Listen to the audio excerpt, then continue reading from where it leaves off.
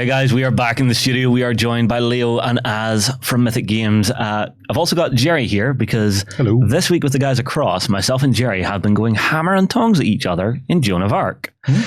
But as always, we love getting an update from you guys with what's going on with the Mythic Games in general, but especially Time of Legends Joan of Arc has some big news this week. Right. We're 3 days away. We're 3 days away. We're 3 days away. 3 days and counting. 3 days and counting. We're going to Kickstarter, baby. 1st of October, we're coming back. Time of Legends Joan of Arc 1.5. The entire thing, everything, all of this is coming back. Core box, reliquary box, siege, dragon, apocalypse, legendary battles, Ars Nova, village pack, unleash hell, the compendium, the siege equipment, the Ottomans, the plunder. It's all coming back to Kickstarter on the 1st of October.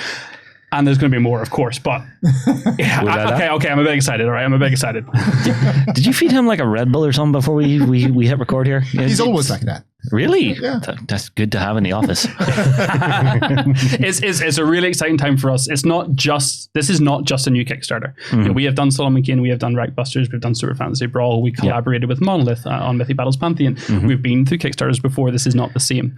This is Joan of Arc, Time of Legends 1.5. This is not only new stuff, this is also going back, it's also reinventing, it's also adding more, it's improving, it's refining, it's just taking the whole world, pushing it over 1,000 minis, over 1,100 minis in fact. I'm sorry, what? Yeah, right. One more time, please. How many? I think initially it's 1,100 plus. But initially, because again, we're not treating this just as a simple Kickstarter, we're going to be doing stretch goals. We're going to be adding more content. We're going to be expanding it over the campaign. For us, this is a whole Kickstarter on its own, and it's a revisiting of probably what is, Leo's babies, loves. It's our biggest success so far. It's a game that changed everything for us, and yes, it's a big event for us, and I hope for everybody, not only the people who loved the game the first time, but also the newcomers, people who missed it, or people who've seen all the pictures on the social medias of people receiving their games and just being excited and painting them. It's a game of all extremes because, the scale, the number of minis, the variety of ways you can play. It really is a game that stands out from all other games, simply just by the sheer amount of material you can get. So, I mean, we want to kind of start at the start, right? I mean, this is one of the blessings. It's kind of a little bit of behind the curtain when it comes to being a board game publisher, because normally we're with 3D printed minis, we're with with resin, we're with fragile prototypes that we're treasuring our lives with. But we, of course, because we're looking at Time of Legends Joan of Arc, the first campaign being delivered. 10,500 backers have the majority of all their pledges, and now we're going back to Kickstarter, and we have some of the plastic minis here, which have been painted by Seb Levine, our in-house painter. You know my thoughts on Seb. Seb, I love you, buddy, but I hate you at the same time for your talent. I don't know how many souls he sold to get the skill he has, but it's he's visited like at least 100 crossroads at midnight. We love you, Seb, like we really do. Oh yeah. So we kind of wanted to start at the start a little bit and kind of talk. We obviously have the dragon. We have over here we have the siege a little. I say the siege. This is like a third of the siege walls. We have the devil. We have the Leviathan. We have the 4 horsemen of the apocalypse. We have all the kind of big features, but we also wanted to come back because it really is also about the troops, about the heroes, about the characters, and about the things we start with. And now we have the final plastic ones. We can say the proof is in the pudding. Everything we said we would do, we did. And have a look at some of these. Leo, who do you want to start with? I want to show some of these bad boys off. Oh my God. Well. I want to see the well. You want to see the well? Start with the well. That is the most tragic thing. Let's show the well. Look at our gorgeous well. What we can well done. What we can say with that is that we don't only sell minis. It's good to be back, Justin. We don't only sell figures and humans in this game. We sell all sorts of terrain elements, and plenty of them. And it's an incredible number. So that means you get to play like in a mini world with everything. So you're completely immersed. You have, of course, the houses, like the big one, the small ones. You have all of the terrain element, like in Siege, you have a full castle, which with incredible details. You have the village expansion with so many things. You have trees, you have bushes, you have rocks. You name it, you have it. And when you set up a game, you really are into the universe. Yeah. And this was made possible because of the scale we chose. Yeah. We didn't do 28, 32, 35 millimeters game like you have so many. We chose the legendary scale, which is 15, 16 millimeters, and it allows you to play like with big epic battles on your table. You don't need a huge table, even though some of our scenarios take a lot of space because we're crazy. But you can play it on your table. Really. This week, myself and Jerry got to play the Siege of Calais, and that's one of the biggest scenarios you guys do. Oh my god, it's epic! We had it laid out on this table, and it was so much fun. I took a lot of time to take pictures of you guys preparing to play that, because and the fun thing about the deployment of the Siege of Calais is you start with the walls and you start with the palisades. Then you actually have it's not just the scenario doesn't tell you where you deploy, as you guys know you get to choose that. So Justin, you were starting by placing your citizens in Calais. Then Jerry was getting to deploy as he put his forces besieging the city, the city outside, and then you got to then deploy your forces of King Philippe coming from behind to save Calais. And as you guys were building it up, I was taking photos and really enjoying and just seeing you thinking it through. And whenever you lifted those like 6 units of mounted knights and put them out to the side, I was like, oh, that's epic. I could see you charging, looking at that trebuchet and being like, you're mine. Like, I realized that I need to eliminate you and save the city. It's interesting to see what happens. It's interesting to have your feedback because you recently played like 4 games. And what can you say as you discovered it or rediscovered it? What can you say about this game and the experience? The mechanics themselves allow the game to be everything from with the Siege of Calais, realistically a historical recreation, so a hex and counter strategy battle game, all the way down to playing very small mythical fantasy games where the mechanics letting you try and slam an archangel's face into the side of a church with a dragon is perfectly feasible. Spoilers. And at no point do you feel like the game itself is trying to overreach or the mechanics aren't there to allow you to play. So you can have those completely accurate representations of a historical game, and you can have the completely fantastical mythical games, and everywhere in between. And the scenarios can be as big and sprawling. Where I assume you could write your own scenarios and play them over the course of days. Yeah, if you do have battle mode. Yeah, so having all of that in there. With that rule set being so flexible to allow you to do it, and to have things like the siege deck to show the siege has been ongoing. You haven't just turned up and are playing the siege at this point with these people. You're going, well, here's the intervening that was year beforehand. Because you said to me, I said, bits and pieces. I would have done stuff, but I would have poisoned the water. Where's that cow so I can throw it in the well? And we were like, no, we have something to represent that. And you were like, oh, great. And I was so nice seeing you guys play that through. Saves me having to murder a load of cows and shove them over the wall. And he says I'm the villain. That's just merely a way to get you out. That is how you see it, right? That removes the citizens but leave the building standing. Well, I will say, I mean, like the craft that even goes into the scenarios that you guys have built, there are so many things that the system can do, but you're not throwing everything at it at one time. You're using the components of the system that are required to represent each scenario properly.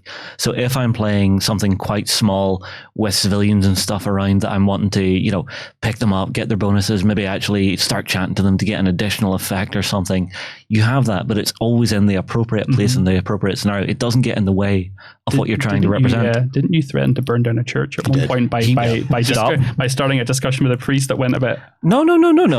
He was talking to the priest in Calais. Yeah. This was a French priest. In a French city. Talking to English. Yeah. Collaborating with the English. No. Can't collaborate if you're the clergy. He was a French priest. He answers to the Pope in Rome. That's how it goes. It goes the Pope, the clergy, all the nations. This is the breakdown for medieval Europe. Yeah. Don't forget this. If you want to see the continuation of this marital dispute, please tune in to all of the Let's Plays. But this is it. The stories that evolve through the scenarios are really, we're looking at a game with dozens upon dozens of different scenarios, and it's not just a different map layout, it is a completely different world every time you sit down to play. And even if you play the same scenario one or more times, you're going to see different things happening because you're going to try different tactics. I mean, like we played our very first one where it was reteaching me the game and teaching Jerry the game for the first time. We played it off camera once, and then the game we played on camera played out completely differently to what we saw off camera. Yeah. And I love whenever that can happen. Just you change what you do just a little bit and it just swings the game, just edges it in your favor, and it's really nice like that. So the key thing is that the Kickstarter is coming back on the 1st of October, and everything obviously that you see here will be coming back. So we're looking at the core box, all the stretch goals from the very first campaign, which we bundled all together into what we call the reliquary boxes. Essentially, the core box and the reliquary box are what is the base game. Essentially, those two massive boxes are both required to get through your start introduction to the game. This, depending on then what you like, you'll have likes of the siege and legendary battles and village pack if you're more into the historical and tactical. But if you're more into the mythical and the legendary stuff, things like the apocalypse, things like the Unleash Hell and the Dragon are really going to appeal to you. So you can kind of pick and mix, and everything essentially we had before will be back again in the new campaign. But it wouldn't be us if we didn't try and do something more and kind of expand the world a little bit. And we had a lot of requests from backers. Like, we do like to listen to backers. We've talked a lot about the future of Time of Legends Joan of Arc. We've talked about the living battle mode. We did a big survey where we had backers reply to us, and we saw a lot of interest, very much an equal interest in both the mythical and tactical scenario types. We thought it'd be good to know if there was one that was really resonating more than the other. There was a very even result. They were both very much interested in both types. And then we also had the digital scenario creator as well. So we have these 4 different ways to play. But we also kind of looked at on feedback on forums and BGG and said, what's the part of this kind of time period medieval that people really wanted to get? And the one that really, really got a lot of press, a lot of actions was the Teutonic Knights, the order. Have you got the full name? Teutonic order. The order of, sorry. I put you on the spot, sorry. The Brothers of the Order of the House, of the German House of St. Mary of Jerusalem. Look at that. That's even better than I thought you were going to do. You could see why they shortened it to Teutonic. Yeah, right. So we are going to be adding to this already ridiculous collection, as I mentioned earlier, and we're going to be pushing it to over 1,100 different minis. Yeah. And we're going to be looking at... Yes. So, Leo, this is one of the head honchos, right? Yes, Winrich von Knieprode. He's the head of the at that time, because the Grandmaster. It's still, he's a Grandmaster. It's still the 100 Years' War, and actually, this guy, there were truce at some moments during this war, and he recruited both English and French knights. And there's a famous battle called the Battle of the Streva River, where he was with these French and English knights doing raids in central Lithuania, getting loot and everything. And they were surrounded by Lithuanians' light forces, and they had to cross a frozen river. But it was very dangerous because they didn't know if they were going to drown, because they didn't know how thick the ice was. The ice was. So it's a very iconic battle that a lot of people think about when we mention this period, which is exactly the 100 Years' War. But it's a little more east, which means we can bring some specific things to the new expansion, like snow, tiles, the rules for the ice, and of course there's another very, very famous big battle. We'll come to it. Okay. Yeah, there's 150 years of the Northern Crusades. There's quite a few big battles. As you can probably guess, Jerry likes his historical.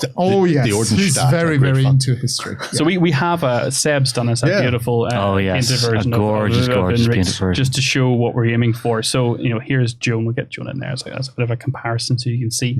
Obviously, we have these bulky. What do you actually know, Jerry? Because the name escapes me when they have the horses dressed in this way. When they have the kind of caparison is the name for the horse curtains, which I think you're talking horse about. Curtains. Yeah. No, I prefer horse curtains. You can use horse curtains.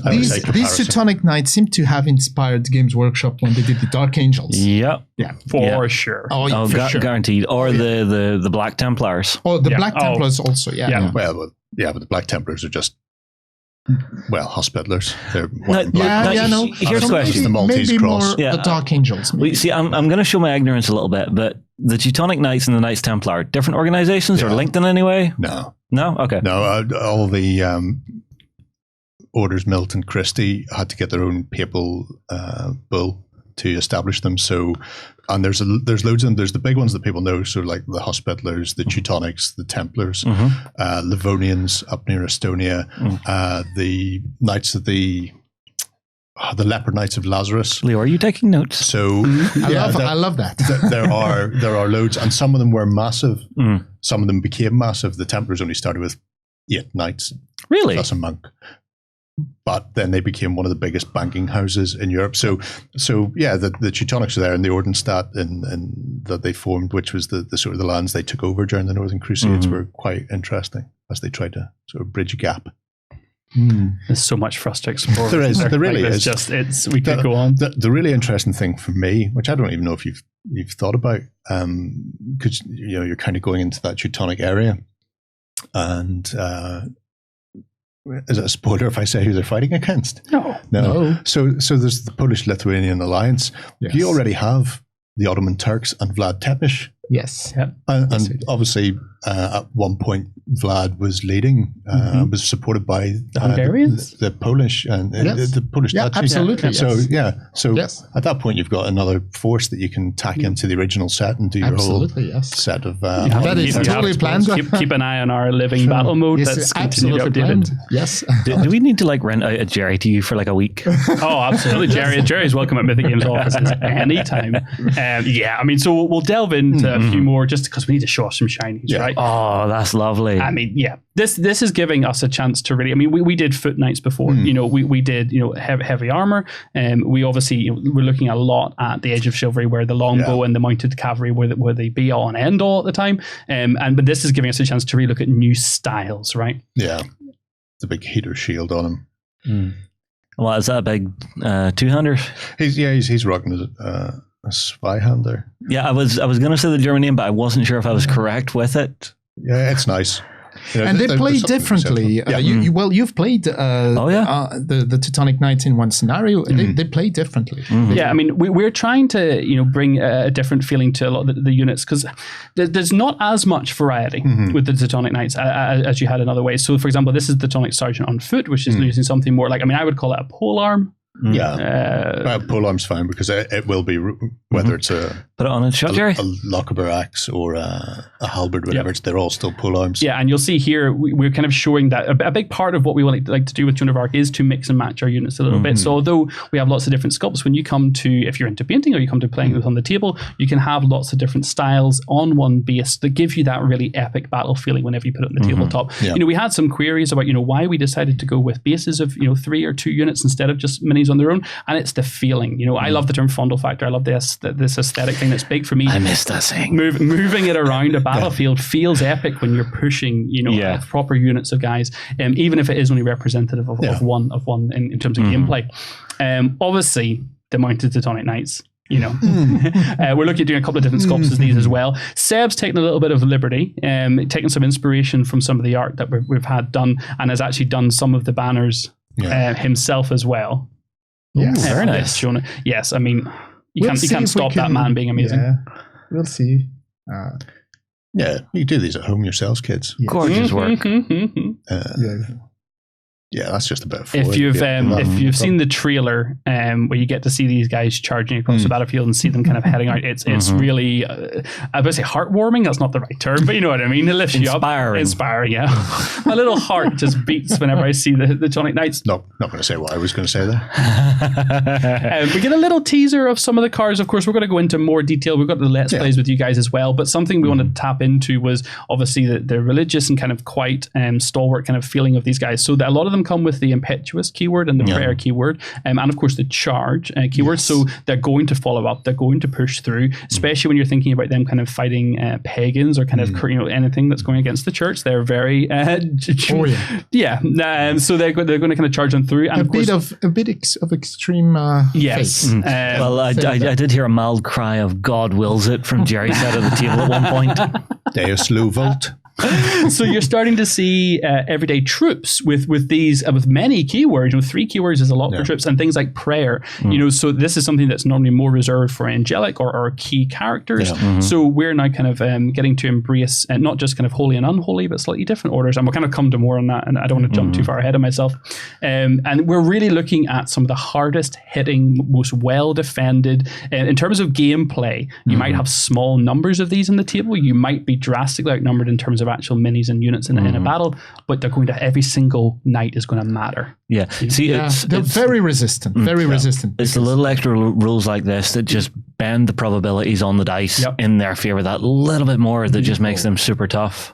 Yeah, they are very, very resistant to, when they are attacked. So they on 4 chance out of 6 to get a shield. Yeah. So this is, we really wanted to make sure that this new expansion felt right. That the Teutonic Knights really felt different to other things on the table. And they are monastic knights. So it's a monastic order. They're monks. They're monks first and foremost. Yep, of course. And so they've got their prayer. The Battle of Strevia River that you were talking about, allegedly, and it was a German chronicler, but allegedly that was approximately 68 casualties for the Germans. So for the Germans, for the Teutonics, 8 knights and 60 other people. Other people against 18,000 Lithuanian. Now, those numbers might be slightly skewed. We're not saying probably. But But it's they were elite. Yeah. So I mean, speaking about big battles, this is the other very iconic. So this is obviously not one of our pieces of art. This is something done, I believe, at the end of the kind of 19th century. This piece was done, and this is depicting one of the kind of best known battles that goes by 2 different names. Iconic, but 2 different names. Yes. So the German would be the Battle of Grunwald. Yeah, that's the one I always mispronounce. Yeah. And the Battle of Tannenberg. Now, there's a good reason to go for Grunwald over Tannenberg, because there was a Battle of Tannenberg in the Second World War as well. If you happen to go to the Battle of Tannenberg, 1410. Battle of Tannenberg, Mark 1. So as the guys already alluded to, we couldn't do the Teutonic Order without looking towards the Baltic region. The 2 characters that we see here are in the game, of course. Yes. Let's talk about it. Yeah. So Gedimus, the Grand Duke of Lithuania, is one of our, he's going to be something. One thing, if you've played Time of Legends Joan of Arc at all, we may have lots of minis, but actually you can times the amount of minis we have by the amount of different characters several times over. Because what we'll do is we'll pick out not just the key characters, but you'll also be able to use them representing different heroes, different time periods. Because, of course, we want to delve into all the aspects of the history. So this is an early sculpt, just a prototype sculpt, of course, but the detail that we're aiming for with these guys is just impeccable. It does appear to be trampling somebody's standard underfoot there. I really hope that that's not a Teutonic cross there. I'm sure we can get Seb to paint it up Teutonic just for you, Jerry. You shouldn't be doing that. So as you said, Leo, this is some of the most important, 2 of the most important characters. So of course, I'll go past the generic Knight mini for a minute and we'll have a quick look. I'm not going to try and murder this. Ladislas, King of Poland. Yes. And he was the Grand Duke of Lithuania at one point as well. And this was, I got my dates are not my strong point. Oh, well, this would be late 1300s into the early 1400s. So the Northern Crusades finished. Tannenberg / Grunwald was 1410, and then the final treaty was like 1424. So even though the Teutonics got a massive kicking, this is a turning point. A seriously massive. It's one of the biggest.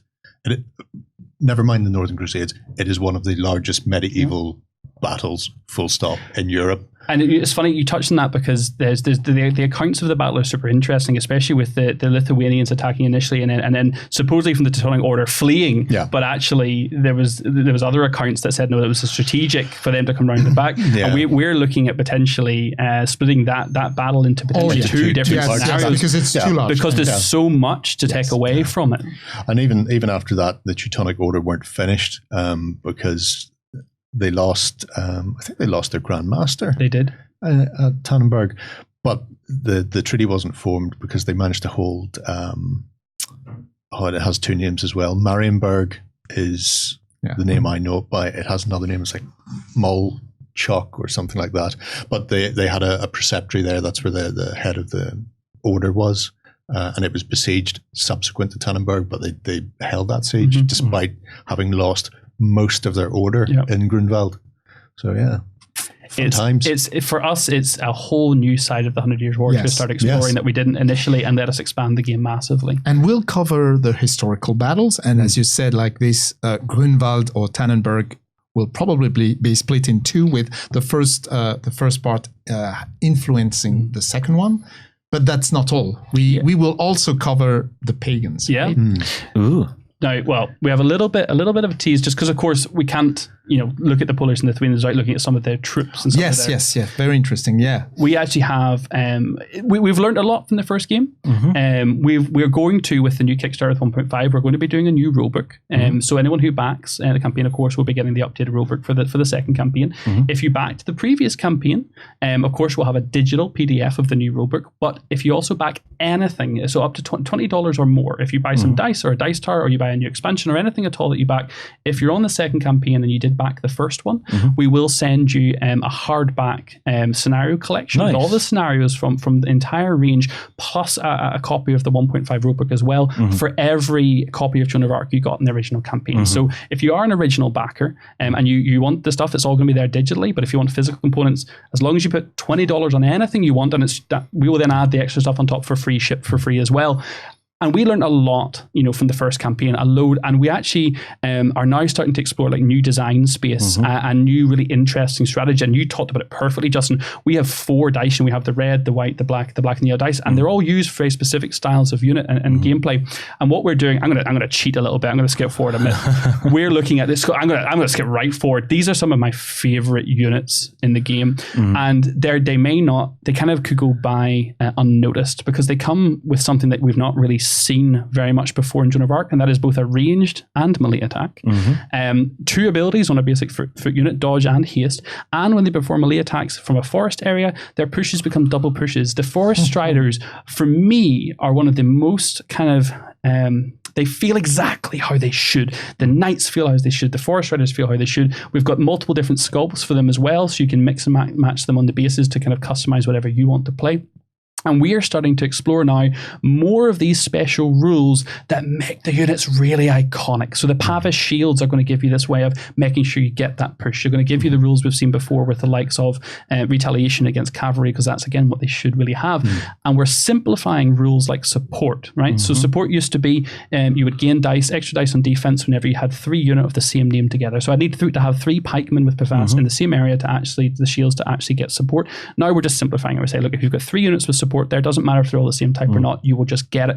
We're taking some of those rules that we really enjoyed and had good results and streamlining them, and then also heading into some more like exciting gameplay, which for me is more of a battle mode player and an army builder. Super excites me. So we've got all sorts. So as you said, we are going to give a lot of new minis in this expansion, but some of them will be specific to the Teutonic Knights or Lithuanians or Polish armies, and some will be almost like generic units that can be and fit in any army that you have. So that means it's just not an expansion that explore 2 new armies. It's also something that reinforce the core box as well. And that's very important to say, like the mounted lances. Hoblars were standard medium cavalry, essentially. So men-at-arms or sergeant-at-arms across Europe. And it's going through some of the different ones here, Yeah, so it doesn't matter whether you go to England, Spain, Germany, Poland, that you would have seen these types of troops across the board. So obviously we talked a little bit about the Polish, the Lithuanians, some of these more flexible troops, but then, as Leo has alluded to, we haven't talked about the Tartars at all. No.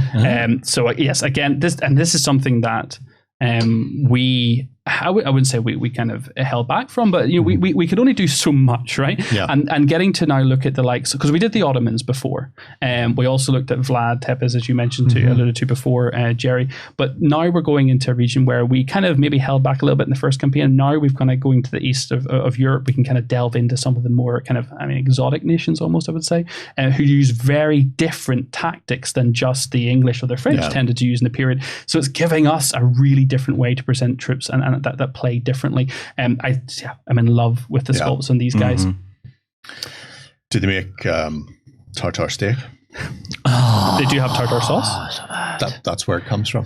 The tartar people apparently would take their rations, their steak, whatever, put it under their saddles so it rubbed between as they rode and it would cook. No. And that is where it comes from. No way. Yep. Friction cooked, saddle cooked tartar steak. So that's steak tartare. That is what steak tartare was originally supposed to. Jerry, that's where it came from. I did not know that. I'm sensing a hand crank in here somewhere. No, I'm going to give him a wind up. That's it. Wow. Okay. So because they were nomadic cavalry and they were almost impossible to get, and if you have to stop to eat, then somebody's going to catch you and kill you to death. Whereas it's much easier to travel, cook your food on the move. So hang on, gallop, you have to reach down underneath your saddle. You don't have to reach down mid-gallop. You can stop the horse and take it out, but it's cooked in the same way. You can cook tuna with lemon juice. Okay. You can cook your steak through friction. It tenderized. I know what we're doing tonight, Leo. Horse sweat. This thing was really something that they used. The Teutonics used these after the I was supposed to say Gettysburg. Wasn't Gettysburg. Not so much. No. They fled. They fled to a nearby town and then made an encirclement of the war wagons to try as a latch. This didn't work. It's called wagon laggers. Yes. Yeah, you nailed it. Yeah. And this is something super fun for us because this is something again very different to what we had in the first game. It will give some new tactics, some new gameplay, some new feeling. I have a question with the Teutonic Knights. From what I heard, but I'm not sure. You tell me. The Teutonic Knights were very, the Pope's voice, and they were like this, but they had problems because they were not supposed to attack any to attack the Catholic countries, right? And didn't they have problems with by attacking the Polish? Yes. When the crusade was called, I don't think the Poles were Catholic at that stage. But at one point, when the Polish Lithuanian Empire was formed against them, there had been inter-royal houses being married, and one of them had to convert to Catholicism because the initial papal bull was ordered not just against the pagans, but Eastern Orthodox Christians who are run from Rome, and therefore they count. So at some point there was a royal house change from being Eastern Orthodox Christian to being Catholic. But unfortunately, it meant they came down on the wrong side of that. They did run into friction then post that. So some of these orders had problems later on, right? Yeah, Teutonic Knights are part of them. Yeah, the Teutonic certainly had it. Well, a lot of the orders I talked about earlier had problems as well at various points, just because what they said and what they wanted to do rubbed against either the nation they happened to be in or invading, or eventually the Pope themselves. So when the popes changed, Okay, well, thank you. It was never always a straight, narrow path for them. Which is the vision we have for the game. There's no right or wrong. No. You could always see it from one perspective, and that's what we exactly try to do with the scenarios. So you could play, and in the game also here, you can play on the Pagan's way as well. Yeah, you got it. Do you know what? Let's bring them in. Hello. I love the Pagan miniatures. They're absolutely gorgeous. It wouldn't be a Time of Legends game if we didn't embrace some of the myths of the time and look at some of the things that really. So this was a brand. So obviously previously we were very much focused on the holy and unholy and the Christian belief system. Now being able to look at pagans, we were able to get into more kind of almost dryadic, kind of beliefs. So we're looking at the likes of interesting these groves and these rituals and these deep dark forests and having these scenarios that are taking place in terrain that will fight against you. You guys got to play with this a little bit. Oh yeah, we did the very first game we shot with you guys this week. I actually saw the Teutonic Knights trying to cleanse a filthy, evil pagan heathen. We were having. Guess what side Jerry was on? We were having a picnic. It was a beautiful day, and then these guys in armor turned up. I'm pretty sure you were sacrificing people. Devils. Only because they were there. Devils. With, for the greater good, like, you know, there's these great hulking big fellas rolling in heavy armor. We panicked. We decided we needed to call on a god. We were bringing you religion, and there's only one god, and it's still not Twiglet Boy. No, hang on. That's not a god. Yeah, That's the god. that's the god, right? Pocahontas. Percunius. Yeah, that's who you say. Beautiful sculpt, though, really nicely capturing this image of a god. I mean, it's funny because Thunderbolts. before we started talking about this expansion and really kind of working on it, like I mean, you know, Thor, you know, Odin, you know, Zeus, but I actually knew nothing about Pecunius. So it was fun doing the research into him and looking at it and just seeing he was the god of many, many, many things. He was the god of like 12 different things, but thunder and war kind of was the main. Oh, it's good. It's good to be able to branch out like that. Diversify, right? Diversify your godly portfolio. Could you tell us a little bit of what the sacred tree and Percunius can do? They actually have some really interesting abilities within the game. So the sacred tree has to be my favorite of the pair of them, because so long as he's in a forest, he can essentially call on the powers of the forest to have another area with a tree attack as if it was him. However, it does destroy the tree in the process, which was very, very interesting mechanically, because I was watching how Jerry was moving and I could see that he was actually scared to come close to the forest in some instances, or he was grouping up to make sure he had a good defensive ball essentially in the areas. I wasn't really paying attention to the trees. Really? Trees don't move. That's the sort of crazy thing pagans would think of. Occasionally, I will grant you, occasionally bushes will burn and talk to you, but not in about 3,000, 4,000 So hang on, were you looking for advice when you started burning down my forest? I kind of need to know. This is need to know information. Trying to coax an answer. From what? What was the question? The question is, how many of these pagans do we have to burn before they accept Christ as their savior? You need to watch that Let's Play to get the full context. It doesn't get any better than this. Because it was It's more or less it that. was more or less an entire game of that. Yeah.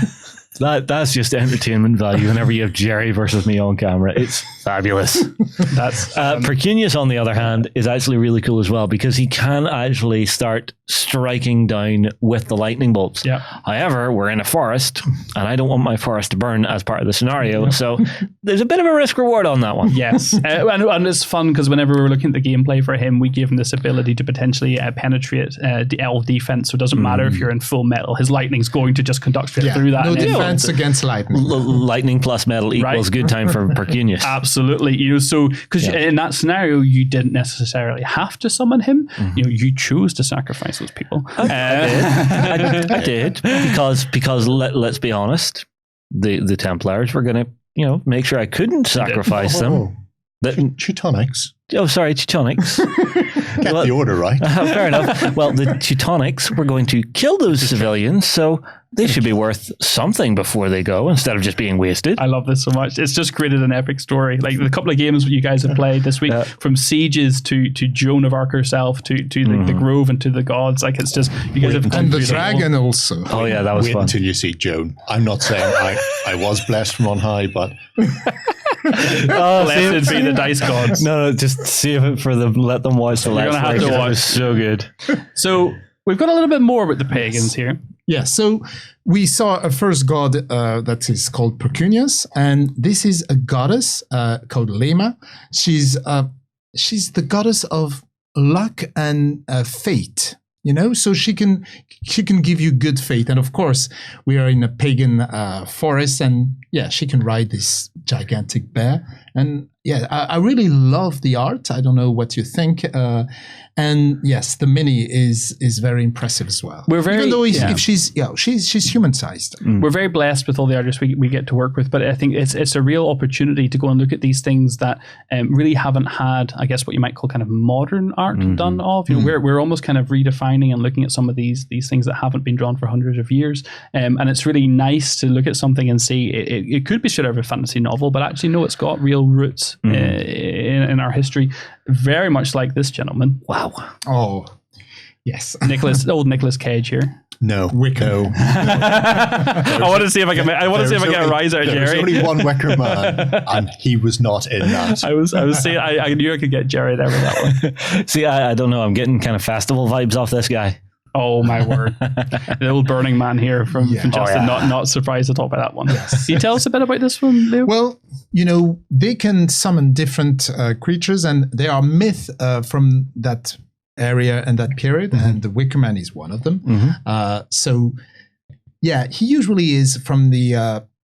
You can see how do you call this a mill, right? Yeah. So he comes from the peasant, and he's also made of. What would you say, straw or? Yeah, it's constructed from, wicker. Yes. So, wicker. Yeah, wooden, straw, and bundles. Yeah, exactly. And that is from that time. And so we try to reflect the pagan myth and the pagan beliefs, so you can always explore different things. And of course, he's on the side of the. And this is where we get to take a little bit of creative liberty, right? Yeah. We get to get something that was kind of meant to be as an inanimate object that they were using for their sacrifices or their good times. And we were able to say, no, what happens actually if that was fully animated? What happens if the myths and beliefs of that time actually were completely real and we can make it a real thing? And that's, again, it gives us a bit of creative freedom. Yeah. Although I love the way the sculpt is done, that he's actually holding someone. Yep. Gives you an idea of the scale, right? Per sod. That's Sir Edward Woodward in his hand right there. Right. No joke. Did he do something bad? He was the original poor guy in the original Wicker Man film. He was the guy who got burnt to death at the end of it. He was the cop on the island. Okay. So Played by Nicolas Cage. what we'll have, we'll have some scenarios that are historical in this expansion, and some scenarios that will be more myth-based and pagan oriented. Yeah. So I want to take a minute because it's important for us because we get excited.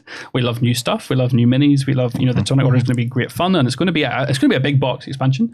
But it's important for us to kind of remember this is also our kind of second time with Time of Legends Joan of Arc. So there's a couple of things I kind of want to touch upon because we're only a few days away from the Kickstarter. So our returning backers are still like a really big kind of key part of that. So we will have, as I mentioned earlier, this update pack. So if returning backers are coming back, there's information on our website where they can kind of find out about that because we are looking at kind of supporting them with any errata we do. If we errata cards and we make changes and we do the book and all that stuff, we're going to look at supplying that and making that both available digitally and obviously sent as well. The other thing though is that we are going to be going further afield from this. We are going to actually not just look at the Teutonic Order, not just the Baltic region and Eastern Europe, but as I mentioned right back at the start, we're going to have some stretch goals as well. We have some plans for some stories. Which is unusual, when you do stories, a reprint or when you put something that is back. Yeah. Usually, because people will get the first. It's just a second edition or a second printing. Usually you have no stretch goals, right? Yeah. But we don't want to do things like people usually do. So I don't want to give too much away. Come on, tease us. Of course. We have some big plans, and people will have to kind of stay tuned. And what we're going to be doing is saying, for the Teutonic Knights expansion, you're still going to need the core game. So the core box and the Reliquary box is essentially your core game. All the stretch goals that were in the first campaign will all be in that straight away. We're not going back over anything. Everything will be there from day one. If you get the core box, then you've obviously got all the range of different expansions, plus obviously the Teutonic Order expansion, which will be in there as well. But that Teutonic Order expansion is going to be added to. We're going to detect the Teutonic Order expansion and say, do you know what? Maybe I don't want to give too much away here because we have some big plans, but maybe like half of that, maybe 2/3 of that will be Teutonic Order. But then we're going to go and we're going to add some more stuff in, and we're going to do stuff that's both for new backers and people who are just welcoming and enjoying Time of Legends Joan of Arc the first time, and some stuff for people who were there the first time and maybe had some requests and ideas for things they wanted to do. So I love these mics, by the way. I really do. I really enjoy them. They are nice. I really enjoy them. So this. Hello. Oh. Who's this, Leo? I'll murder the pronunciation if I try it. This is Bertrand du Guesclin, the most famous French knight from the early 100 Years' War. So we only had a foot version of Bertrand du Guesclin, and now at least if you hit the goal. We believe in our backers. We really do. If we hit the stretch goal, we will have a mounted version and maybe some other little surprises coming with him. But We, as I mentioned earlier, we did a survey with all of our backers, and we had over 2,800 people came back to us, which was great. And gave us insight. And there's a lot of people interested in our battle mode.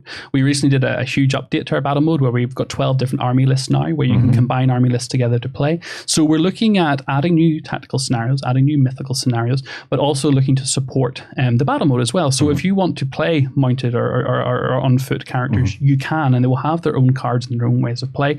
Previously, what we kind of always did was we released something with a scenario attached to it. So you kind of, that was just for this. But we're trying to kind of say, no, we want to support the game on whole, on mass, so you can mix and match however you want. You play with what suits you, and we're going to look to add some of that content in to suit people as well.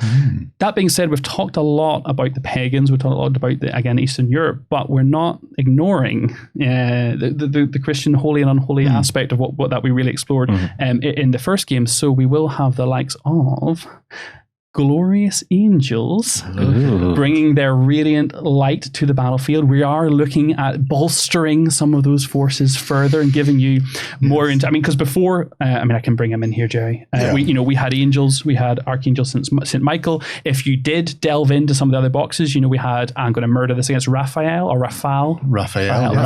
yes. These are all plastic painted minis, so you can see the details. Yes. Yes, absolutely. We had some angels. You have to know that there are only at that time 3 archangels that are recognized by that time, and we've already provided them. So for the people who are